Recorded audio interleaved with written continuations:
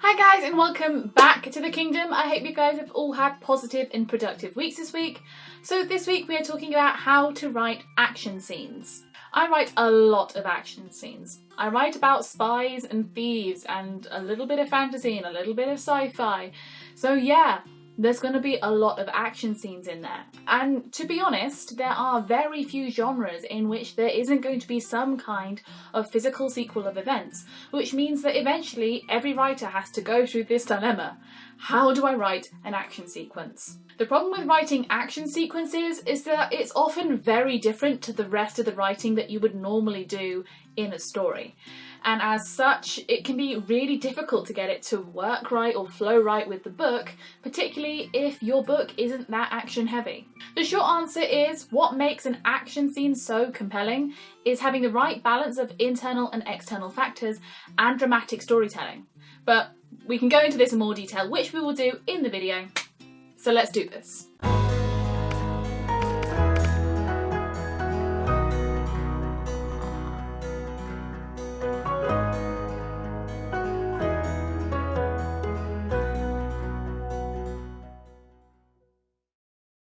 So first, let's define what I think an action scene is. In my personal opinion, an action scene will depict characters engaged in a high stakes physical challenge in order to achieve a goal. And this challenge will be competitive, it'll be fast moving, and it'll be urgent. Competitive means that your main character or whoever is undergoing this action sequence is competing against a person or thing.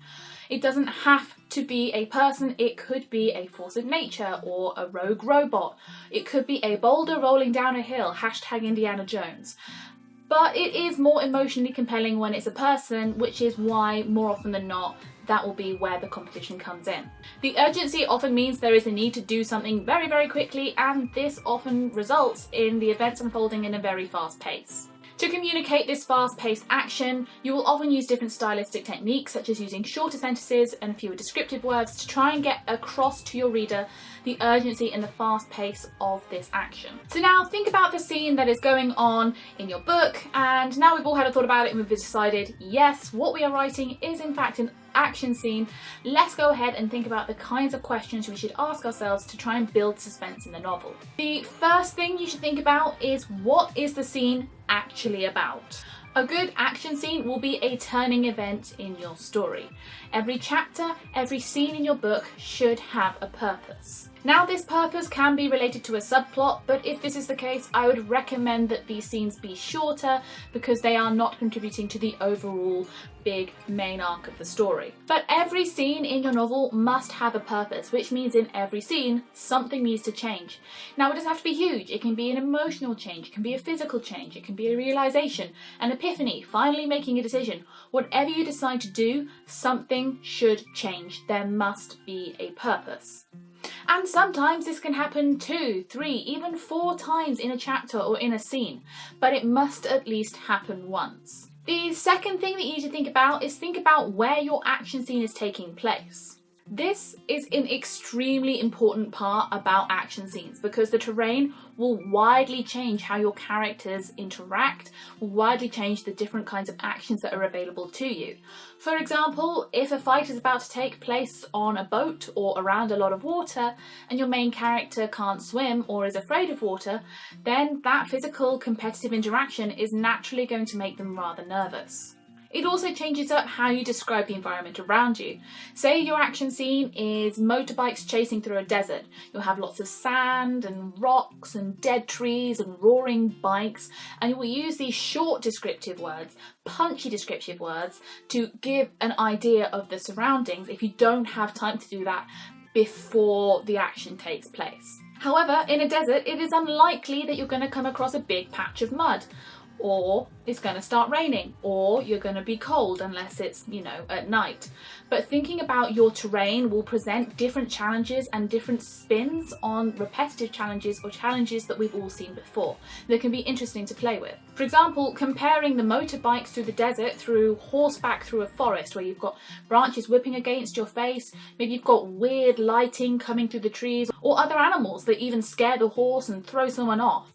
The terrain can have a big impact and add real drama to the action scene, which is what will keep your readers really engaged. Your terrain can also have hazards. Where are the hiding places? Where are the escape routes? Can this broken glass or this tree branch suddenly become a weapon? Are there bystanders that could be hurt? All of these different little factors that come with the environment that this action scene is taking place can dramatically change up the direction that the action takes and can be really interesting to play with in your story. The third thing you need to think about is who is actually involved. Who are the people that are going through the action sequences? What is their understanding? What are their experiences? What are their skills? What are their strengths? What are their weaknesses? What are their deep, dark fears? If this person loses their glasses, is it game over? For most people, then yeah, it would be. Does this person know this terrain really well and as such knows all of the hiding places? A person's backstory, experiences and understanding can really shape how that happens. So really explore what your characters can do and what they know and see if you can fit that into an action sequence. Now in this section, I would become wary about revealing too many big, complicated things in someone's backstory. But if it's turns out they can use a knife, right now that's the only information we need to know, that might be quite interesting because later it can come into an emotional backstory or trigger talking about an emotional backstory later down the line where they learnt how to use the knife. Now when it comes to revealing information about characters in action sequences, I'm a bit 50-50, and to be honest with you, I think it depends on the circumstance and what it is you're trying to introduce. If you have a character that people barely know, maybe you've only just been introduced or whatever, and you see them using a gun or riding a motorcycle or doing something cool, then that's probably allowed because you haven't really explored them yet, you haven't really got to know them yet. And later down the line it can be a trigger to talk about backstories or where they learnt about something, or maybe it can be something that they can bond over. There's, oh cool, we can both shoot really well, let's bond over that, or whatever it is you want to do. If it's a character that you want, that we all know really well, and you want to suddenly introduce another skill or ability that they have, I would recommend against it because I feel like you need a little bit more of a build up to suddenly present this skill, or at least a reason as to why it hasn't come up before or why this information hasn't come up before. The number 4 thing that you should think about is what are the odds? Generally, when it comes to any kind of physical competition, the larger, more athletic, more experienced, more skilled individual is going to have better odds. That doesn't mean that your underdog can't win, of course. Everyone loves a good underdog story. However, you're going to have to think really hard about how your underdog is going to subvert the story and subvert the odds, maybe using their brain rather than their brawn to win this physical exercise. Perhaps your underdog knows the terrain. Perhaps they have allies, perhaps they're prepared. And of course, never discount for good old-fashioned luck, although I would use that one sparingly in stories because otherwise your readers are going to get hella annoyed. Number 5, and you guys will have heard me say this over and over and over again, think about your reader. That's right, the most important tool, the most basic tool in your arsenal. Think about your reader. Think about the moral arguments and the moral stakes that are going on for your characters in this physical challenge, in this action sequence. Everyone loves to root for an underdog because most people have felt like the underdog at many different points in their life. Is your character fighting for something right, which makes us root for him? Is he fighting to save someone he loves, which makes us root for him? Are they a likeable character, which will make us root for him? Were they the aggressor, and in which case that can make us not want to root for him? Think about who your reader wants to win, and then play with it. More often than not, your main character is the one going through this physical challenge, and more often than not, your reader wants to root for them. So, flip it. Mess with them. Mess with the expectations. Mess with your readers. Hi guys, sorry that the angle is slightly different. My camera decided to die, so I'm briefly charging it up, and let's see if I can get to the end of this video without it dying again. Anyway, where were we? Ah yes, thinking about your reader. Basically, messing with your reader can be fun for both the reader and the writer. This can mean losing now in order to build suspense later in the novel, which can be a great sticking point or good for breeding drama amongst the group. Number 6 thing to think about is to do your research. If lots of people have experience in something that you don't have experience in, please do your research. There is nothing more annoying or more jarring in a story is reading about something that you have a deep understanding of and seeing it wrong on the page.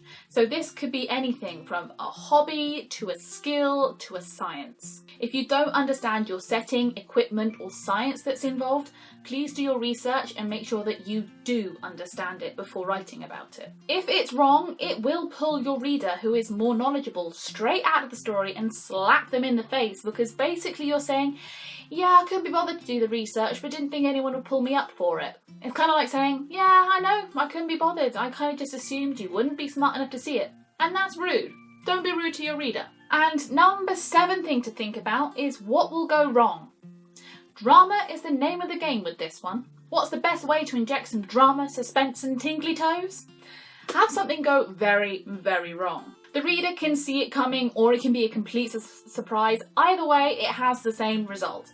The heart racing and your eyes are glued to the page. Anyway, those are the things that I think you should think about when writing an action sequence in terms of stylistic techniques.